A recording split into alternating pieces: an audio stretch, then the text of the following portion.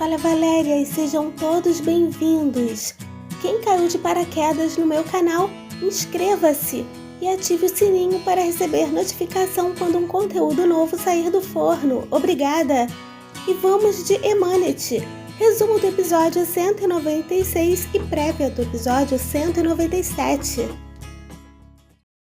E vamos de Emanet, resumo do episódio 196, e começando com um salve para Firat, que mereceu, não é? E Selim, que recebeu o que pediu.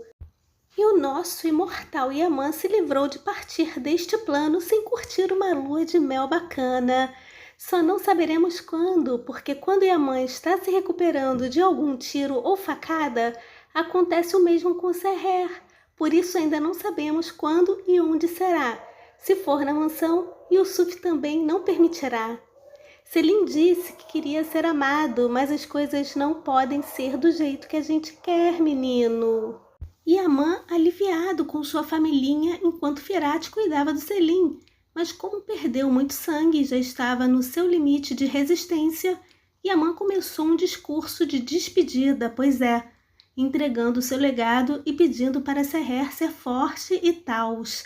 Mas ela não suportava ouvir aquilo, entrando em desespero, dizendo que o levaria para o hospital. Mas enquanto ele pedia para que ela cuidasse bem do legadinho, perdia a consciência até cair no chão para desespero de todos, inclusive do Yusuf, que gritava pelo tio enquanto Firat cuidava dele. Zia surtava na sala, preocupado com a familhinha, enquanto Jenger tentava tranquilizá-lo. Mas logo em seguida, a cobra da Iqbal chegou com um remedinho em mãos, e Jenger, que já sabe quem é a cobra, não parava de olhar para ela com raiva, lembrando da ligação que ele ouviu, onde ela já estava planejando internar Zia, tornando-se herdeira da Crimeia. E Iqbal se dirigiu ao Jenger mostrando a fotografia do Yaman caído no chão, perguntando sobre a possibilidade dele ter morrido, e Jenger respondeu para ela diretamente que sabia que Yaman tinha muitos inimigos esperando que aquilo acontecesse, mas pediu para ela não se preocupar, pois ele voltaria são e salvo, deixando a mulher com uma cara horrível. A pior inimiga do Yaman na frente do Jenger, e ele já tinha descoberto isso, queridinha? Neslihan, como sempre, levando susto com Wesley, que não desiste, outro doente, meu Deus! Neslihan falou sobre o que estava acontecendo na mansão, muito comovida, enquanto Wesley fingia preocupação, e logo depois ele mudou de assunto, dizendo que não vivia sem ela e blá blá blá, mentindo que havia falado com os pais para promover o encontro deles com a tia dela, dizendo que iria formalizar a união deles, a relação deles, mais uma vez iludindo a menina. Olha o sorrisinho dela. Neslihan, vai tombar. Seher, no quarto do hospital, dizia que ele era o gigante e que abriria seus olhos enquanto Yusuf dormia, pois a criança também havia se cansado muito. Enquanto Seher falava sem parar, Yaman acordou no momento em que ela dizia que se ele não acordasse, ela e Yusuf não teriam lugar. Na mansão não teria mesmo, e Iqbal já estava organizando até o funeral de Yaman, Seherzinha. Seher dizia que ele era o lugar deles. E Yaman, acordando lentamente, ficou admirando sua afrontosa, que dizia que ele havia prometido que não a deixaria com Yusuf, mas Yaman, comovido, mexeu sua mãozinha, que era acariciada pela cremosa, e quando ela percebeu seu amorzinho, disse que não iria deixá-la, que ele mantém suas promessas. E Seher levantou sem acreditar, agradecendo a Deus por ele ter acordado, dando aquele abraço gostoso e doloroso também, porque o homem estava todo furadinho. E Yaman, que na floresta estava detonado, ficou tão bonitinho no hospital, gente? Tão lindinho. A pele voltou a ficar coradinha, o laque no cabelo. Laque não, gente, é porque eu sou velha. Fixador, Ele logo perguntou pelo Yusuf, mas Seher disse que a criança estava dormindo e que se recusou a ir para casa para não deixá-lo. E Yaman ficou orgulhoso do pachazinho, que fofo. Seher o tranquilizou dizendo que eles estavam bem e que enquanto seu amorzinho estivesse bem, todos ficariam também. E ele a olhou com muita ternura e foram felizes para sempre. Pegadinha! Eles ainda vão matar muita gente do fandom até o final. Nedin chegou na mansão dizendo que Aman havia sido encontrado e Iqbal ficou em choque e Jenger de olho nela. E Zia comemorou juntamente com a Dalit, enquanto Iqbal permanecia petrificada sem acreditar e Jenger de olho nela o tempo inteiro. E logo depois ela perguntou ao Nedin sobre a foto, querendo explicação, mas ele disse que o Yaman havia perdido muito sangue, mas que ele estava bem, ou seja, a pior notícia para ela. A cobra ficou tão frustrada que não conseguia fingir dessa vez, e o tombo foi feio, e Jenger de olho nela o tempo inteiro. E restou dizer que a pressão havia caído e subiu para seu quarto, e Jenger feliz com a alegria do Zia, pois é. No hospital, após ter sua pressão medida, Yaman perguntou pelo sopeiro e Seher disse que ele estava em coma. Logo depois rolou uma ceninha linda, Yaman acariciando o rostinho da sua afrontosa. Ah, que cena fofinha, gente, olha, oh meu Deus. Quando Nedin chegou na mansão, encontrou o detetive que contou que Iqbal tinha sido responsável pelo dossiê que caluniava Seher, deixando Nedin indignado, e dizia que cuidava de suas plantinhas felizinho em saber que o irmão estava bem, ouviu tudo ficando desorientado sobre a cobra ter feito aquelas coisas ruins. Enquanto Yaman dormia, e o Sufi também, Seher apreciava sua aliança e a do seu amado, lembrando do momento em que Yaman trocou a aliança, colocando-a do lado do coração. Em seguida pegou na mão dele, que acordou, e Seher, sem graça, pediu perdão por tê-lo acordado, mas ele não se importou, porém quis saber sobre o que ela estava pensando, e Seher respondeu que pensava sobre o que eles haviam passado, que eles haviam usado aqueles anéis por formalidade, e Yaman disse que para ele nunca foi. Eita, que declaração, meu Deus! Ele disse que enquanto a pedia em casamento, não pensava só no Yusuf, passando a bola para ela, que se assustou. Yaman pediu que ela confessasse, e Seher disse que também não, que não tinha só Yusuf em mente. Mas assim que falou, bocejou de soninho, ela estava muito cansada, né? Yaman pediu que sua afrontosa deitasse ao lado do sobrinho, e a menina disse que não sairia do lado dele. Quero ver correndo na mansão depois, hein? Vai ficar correndo, quando chega na mansão, fica correndo do homem. E após sua recusa, Yaman, preocupado com ela, se afastou e conseguiu um cantinho na cama para ela, dizendo que era a melhor solução. Claro que sim, gente. Que solução é essa, meu Deus? A melhor. E insistiu. E assim que Seher deitou, dividiram o travesseiro e se olharam com tanto amor e ternura, mas ao pegar no cabelinho da afrontosa sentiu dor, e ela ficou preocupada, dizendo que iria ficar com Yusuf, mas Yaman não permitiu, dizendo que em toda a sua vida nada o curou melhor do que ela era o melhor remédio para ele, dizendo que o lugar dela era ao lado dele. Mas Seher disse que cada medicamento tinha um efeito colateral, e ele respondeu que sim, e que o efeito colateral dela era o vício. Desmaiada, gente, volto depois. E para finalizar, disse que vivia bem antes sozinho, mas que não podia mais respirar sem ela, querendo sua afrontosa dia e noite, e deixou claro, uma dose de manhã e outra à noite, com cada respiração. E quando estavam quase se beijando, Yusuf o chamou. Pois é, chamou o tio. Estão zoando com a nossa cara, não é possível, gente. Não é possível isso. E a mãe disse para Seher que Yusuf tinha sensores, e Seher riu. E a mãe o chamou e o cupidinho disse que havia rezado muito para o tio. Poderia ter rezado mais um pouquinho para não interromper o casal, não é, fofucho? E a mãe disse que conhecia um cara durão, chamando o heróizinho dele. E Seher disse que era dela também.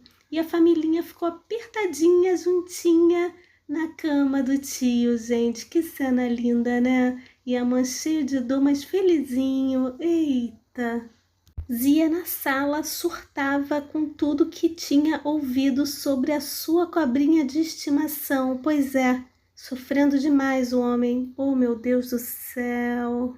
Zurral, sem filtro, sem teto, ligou para a irmã, que não gostou nem um pouco, fazendo ameaças, inclusive de ir na mansão, mas Iqbal pediu para ela não ir, pois nem conseguiria entrar. Depois desligou o telefone na cara da irmã, que ficou furiosa, surtada, gente. Logo após, Zia entrou louco no quarto, olhando com ódio para Iqbal, que não entendeu nada. A Dalit ficou nervosa e comentou com Neslihan sobre o surto do Zia com Iqbal, muito preocupada. E depois que foram para a cozinha, Neslihan falou sobre Borá. E depois de muita conversa, a Dalit disse que iria pensar, para a alegria da Neslihan. E a cena mais cute, a familhinha compartilhando a cama com Yaman no hospital, mas Seher quis levar a criança que estava dormindo coladinho no tio para o sofá para não incomodá-lo. Mas Yaman pediu que o deixasse ficar, que estava tudo bem, e Seher voltou a fazer carinho no Yamanzinho, dizendo que ele teria alta no dia seguinte e estariam em casa. Quero ver se ela vai fugir do homem depois. Yaman disse que a mansão não era mais sua casa, pois tinha muitas lembranças ruins. Ele citou os acidentes, mortes, rolando um insight do que ele fez com Seher, colocando o cachorro em cima dela, dizendo que ela não significava nada para ele, humilhando Seher quando soube do dossiê, e em seguida, olhando para sua afrontosa, disse que havia cometido muitos erros, que não queria lembrar, dizendo que queria esquecer todos eles e que eles precisavam livrar-se dos fantasmas e do fardo do passado, e sugeriu recomeçar, encontrando um novo lar, querendo saber da afrontosa que tipo de lar ela gostaria. Ela respondeu que não sabia, enquanto estivessem juntos. Só que ele disse que seriam, mas quis saber qual seria a casa dos sonhos dela. E depois de pensar, Seher disse que seria ótimo se tivesse um jardim pro Zia.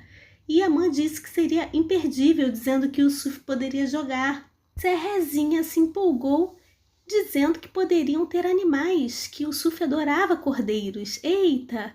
Perguntando se poderiam pegar cordeiros. Seherzinha, só não levem cobras, pelo amor de Deus.